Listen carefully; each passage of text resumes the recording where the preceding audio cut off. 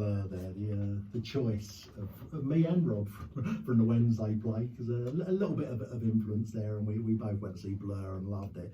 And we were into the last 15 minutes is thrown past, don't we? Where we were struggling before, so I really want to get the free Wednesday play songs in by the end of this. So just give us a quick intro. So this was the one that I thought had that slight feel Blur to it, and actually when I've listened to the album a lot, and it's my favourite song, I think, apart from the two singles. So just gives a quick background to this one. The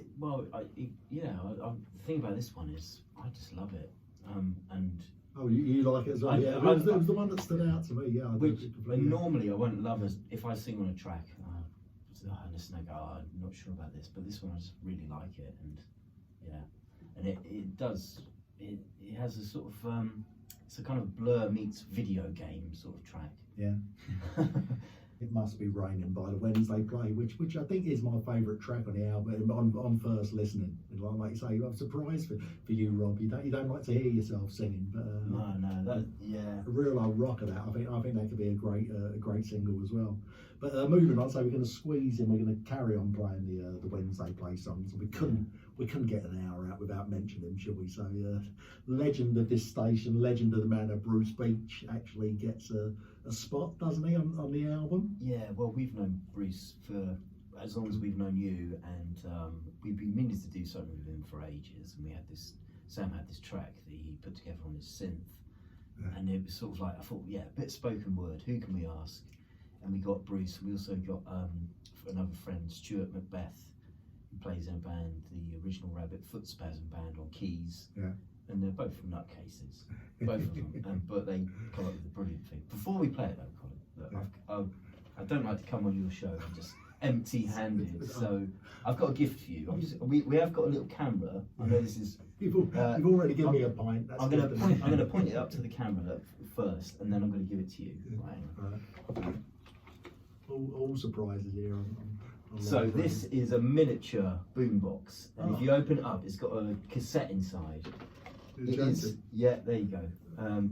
Did you have one of those in the 80s? I certainly did, and everyone in Pimlico will remember my mixtape from a boombox like that. Yeah. Which will save that to after, because we're going to have to get these songs. We'll get on that, yeah.